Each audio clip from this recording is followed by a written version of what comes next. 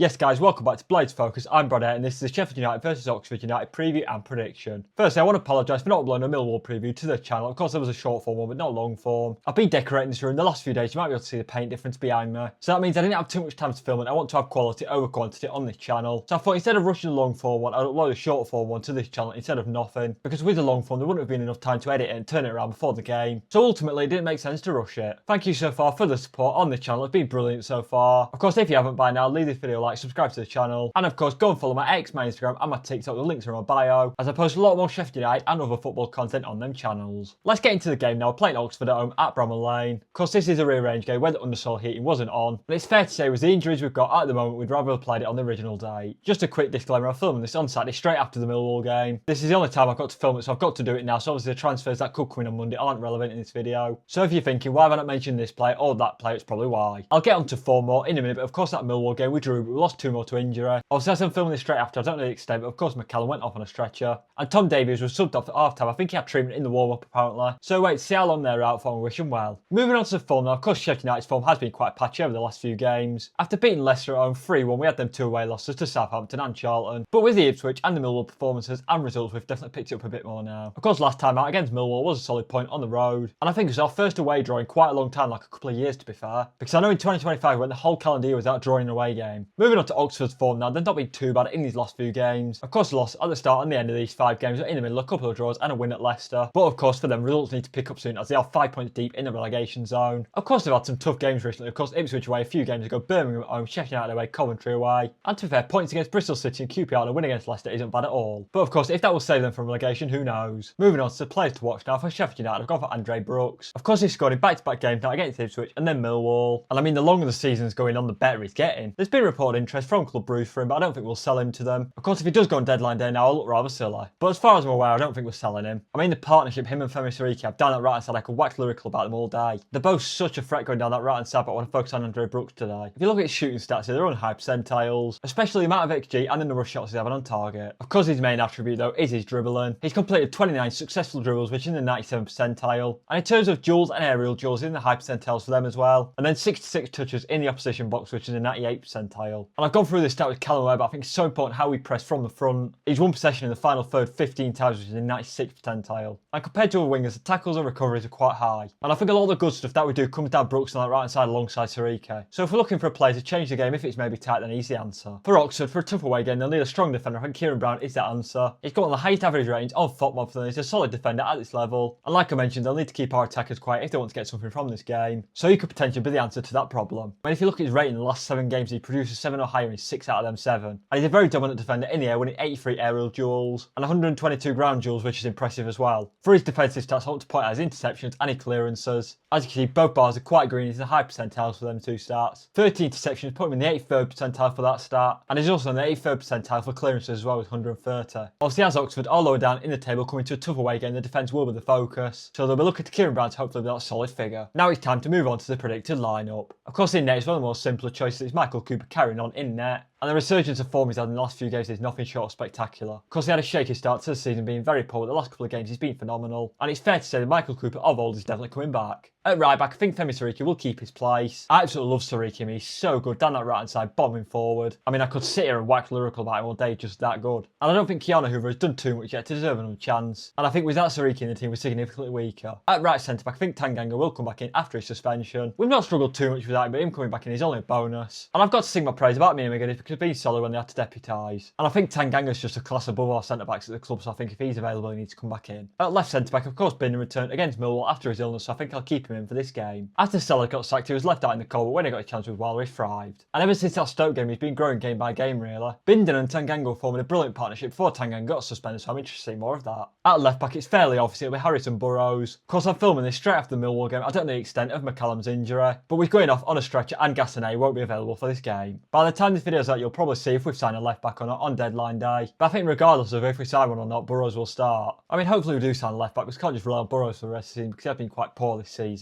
And of course, I think we need to sign a left back anyway, because we need 2 left backs in the squad. So I can't see Sam McCallum being available for the rest of the season now. The first centre mid, of course, is Sidipe. Whenever he's fit, he has to start. He had a very solid performance against Ipswich, and I think he's alright against Millwall from what I've heard. And he's so good in that midfield, plays with experience even though he's young. And it's brilliant seeing him grow as a player every week. And I think for me, he's one of the first names on the team sheet when he's fit. Partner in City Pick will probably be Ole Arblaster. It's a flip of a coin really, whether it's Arblaster or Sumori. I think he'll go with Arblaster. Like I mentioned, with the left back situation, we could have signed a midfielder on deadline day. But I think regardless if we sign one or not, I don't think he'll slot a player in with a day's notice. I think Arblaster has been quite poor since his return from injury, but today's a perfect chance for him to get some form. On the right is of course the player I spoke about earlier, Andre Brooks. Him, Sariki and Peck for me are the first names on the team sheet at the moment. Especially him and Sariki on that right side are just so vital to how we play. And of course he's getting a bit more consistency into his game now. Of course 2 games in a row he scored. And with the way he's performing at the moment, he turned into one hell of a player. In the 10 role is of course Callum Ware. He's been our player this season by a mile so far, and his performance against Ipswich is definitely a reason why. I mean, that game against Ipswich, he absolutely run the show from midfield. And in terms of how he pressed in the final third, he's a massive cog of that because he's just so brilliant. I mean, he never runs out of energy really, he's just everywhere on that pitch. And I think sometimes by the end of the game, he's covered every blade of grass. On the left is of course the brilliant Gus Harmer. Of course, the last couple of games, he's getting back to his usual form, his usual self. Of course, especially against Ipswich, he was absolutely brilliant. He ran the show alongside Callum Ware. And of course, 3 assists in his last 2 games, he's just absolutely magnificent. I mean, he's that sort of player on the counter-attack, he can turn defence into attack in seconds. And I think that's why he's so important to the team. And then finally, up front, I think Patrick Bamford will return to the team after his suspension. Obviously, red card aside, I think he did quite well against Ipswich, leading the line. Of course, he got his goal to show for it. I think he'll start against Oxford to carry that on.